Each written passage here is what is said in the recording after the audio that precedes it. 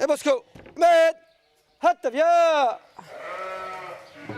Yannick est éleveur au Mont-Saint-Michel. Chaque matin, il promène son troupeau dans des pâturages entre terre et mer, un rituel qui rend ses agneaux uniques au monde. L'agneau de présalé, c'est une tradition, un terroir. Et c'est le must de la viande d'agneau.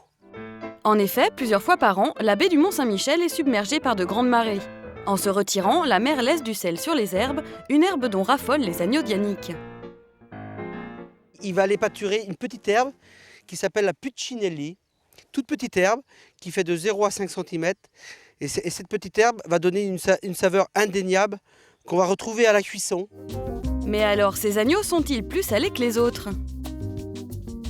L'agneau AOC présalé n'a pas une saveur plus salée que les autres agneaux. La viande va se caraméliser au contact de la cuisson, avoir des gras plus tendres, donc une saveur plus fine en bouche.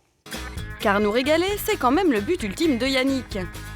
À Pâques, difficile d'échapper à l'agneau. Pourtant, les a priori sur cette viande traditionnellement consommée en gigot vont bon train, chère au goût très prononcé, longue et compliquée à cuisiner, mais vous allez voir que l'agneau pascal peut se préparer de manière simple et moderne, sans sacrifier son plaisir. Donc on est parti. Christophe est chef cuisinier en Bretagne. Il a fait de l'agneau de présalé sa spécialité. Alors cette viande en bouche, elle est très bonne, parfumée, un petit coup iodé, ça se mange à toutes les sauces, mais le plus simple encore, c'est encore de laisser la viande s'exprimer. Mais encore faut-il savoir quelle partie on veut entendre. Sur l'agneau, il y a trois parties, 4 parties qui se mangent. On a vraiment le filet mignon d'agneau, vous avez le carré d'agneau, vous avez l'épaule d'agneau et le gigot d'agneau. Donc là, ici, on est sur le carré. Et quand on retourne, on voit bien nos côtes ici. Et ici, on a le rond d'agneau. Nous, on va faire le rond d'agneau avec un jus qu'on va servir le plus simplement possible avec un écrasé de pommes de terre du pays, avec un tout petit peu de truffe. Christophe commence par faire revenir très rapidement la pièce d'agneau dans de l'huile d'olive avec quelques légumes. On la cuit que sur une face, ouais, pour lui donner justement un côté croustillant et le deuxième côté qui va être plus moelleux. Après, on va le mettre au four à 160 degrés pendant environ 3 minutes. Il s'attelle ensuite à la botte secrète de son plat, un jus d'agneau corsé. L'objectif, rehausser le goût délicat de la viande. Pour cela, il colore à feu vif des parures d'agneau avec quelques légumes et aromates. Il faut vraiment bien que ça pince, que ça colle au fond de la casserole. On va pouvoir rajouter notre cognac de façon à pouvoir flamber pour pouvoir décoller les sucres. Le chef ajoute ensuite une avalanche d'ingrédients. Du miel, de la farine, du paprika, du vin, du bouillon, des oranges, du concentré de tomate, du thym et laisse reposer l'ensemble 45 minutes à feu doux. Christophe filtre ensuite sa marmite magique pour ne récupérer que le jus. Le but, c'est vraiment d'accompagner la viande de présalé et de la sublimer et non pas de la couvrir. Si le chef parle avec amour de son agneau, qu'en pensent les clients en salle ? Elles fond dans la bouche, c'est excellent. Sous la langue, c'est super. La viande était très très tendre, ça ne nous envahit pas toute la bouche, on apprécie à juste valeur. Visiblement, le plat de Christophe fait fondre les clients. Mais il existe des solutions beaucoup plus simples pour se régaler avec l'agneau. Ça y est, j'ai trouvé. Stéphanie est mère de famille. Pour faire manger de l'agneau à ses enfants, elle n'hésite pas à innover. Je vais faire une recette de souris d'agneau en croûte de pain. Ça va être très très bon, très tendre. Et on va aussi être surpris car on se demande ce qu'il y a en dessous. Donc il y a le côté ludique de cette recette. Pour sa recette, elle a besoin d'une souris d'agneau par personne, d'huile d'olive, d'aromates et d'une pâte à pizza. Stéphanie commence par saisir à feu vif les souris d'agneau sur toutes les faces. Elle fait ensuite revenir ail, oignons, thym et persil dans une autre poêle.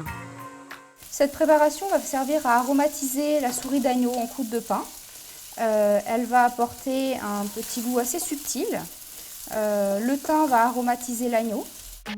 Elle coupe ensuite la pâte à pizza en deux, dépose au centre de chaque carré une portion de son mélange poêlé, puis dépose ses souris et referme l'ensemble. La pâte à pizza va permettre à la souris d'agneau de cuire un petit peu à l'étouffée, c'est-à-dire que les arômes des ingrédients vont se diffuser dans la pâte, vont se diffuser dans la souris d'agneau, ce qui va permettre à la souris d'agneau d'avoir un goût plus prononcé.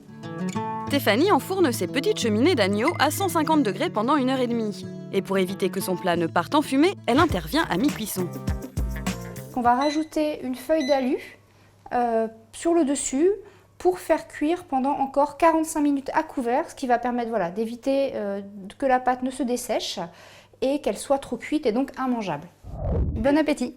Merci. Ça sent super bon avec la petite cheminée. Solène, tu aimes? Ah oui, j'adore. C'est mi-fondant, mi-croquant. Il y a un bon mariage. C'est très bon.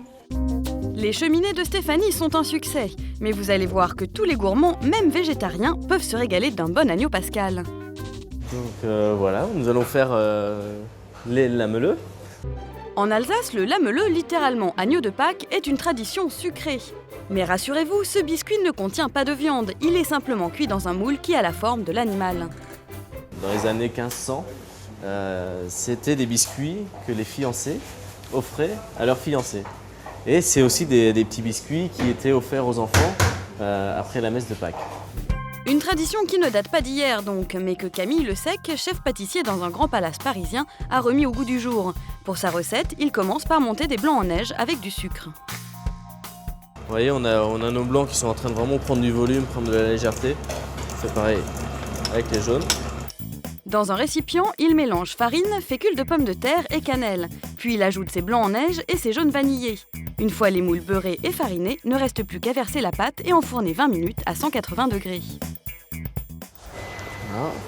On voit bien la forme du petit agneau, l'agneau de Pâques, l'agneau pascal. Bah voilà, on s'amuse avec ça. Pour la décoration, comme pour les œufs de Pâques, à chacun de laisser s'exprimer sa créativité. Alors en version sucrée ou salée, cette année plus que jamais, avec l'agneau pascal, succombez au péché de gourmandise.